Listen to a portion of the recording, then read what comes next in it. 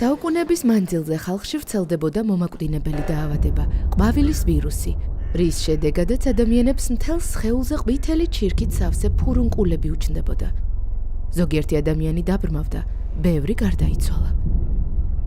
ვინც დაავადებას გადაურჩა, სხეულზე ჩვეულებრივ ღრმა ნაწიბურები რჩებოდა. ინგლისში მე-18 საუკუნეში ამ საშინელი დაავადების უზარმაზარი ეპიდემია იყო.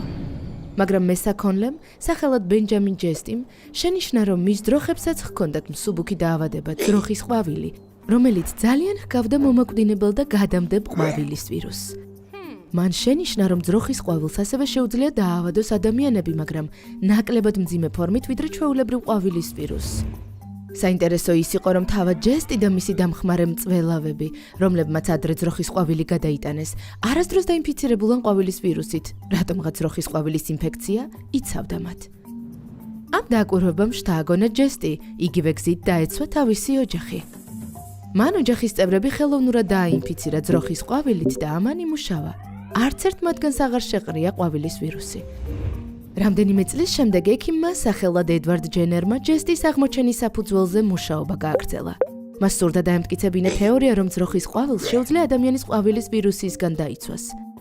მან ძროხის ყვავილით დაინფიცირებული მწველავის გამონაყარიდან ცოტაოდენი ჩირქი აიღო და იგი ახალგაზრდა ბიჭის მკლავში შეიყვანა. რამდენიმე დღის შემდეგ, როცა ჯენერის თხოვნით ბიჭი ყვავილის ვირუსიან ადამიანთან ახლოს მივიდა, ბიჭი არ დაავადდა. ისევე როგორც ჯესტისა და მწველავების ორგანიზმმა, მისმა ორგანიზმაც ვირუსთან ბრძოლა ისწავლა. ჩვენ ვამბობთ, რომ მან ამ დაავადებისადმი იმუნიტეტი გამოიმუშავა. ეს იყო გადამწყვეტი ნაბიჯი ვაქცინაციის განვითარებაში. საინტერესოა, რომ ჯენერის მიერ მოფიქრებული სიტყვა ვაქცინაცია მომდინარეობს სიტყვიდან ვაკა, რაც ლათინურად ძროხას ნიშნავს.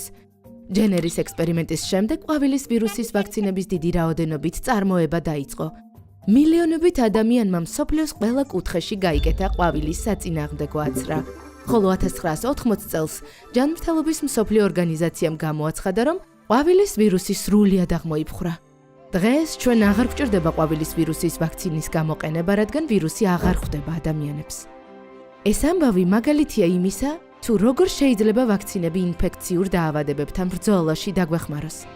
ჯენერის აღმოჩენის წყალობით ჩვენ მოვიშორეთ ყვავილის ვირუსი და ახლა სხვა ინფექციური დაავადებების აღმოსაფხრელად ვაგრძელებთ მუშაობას.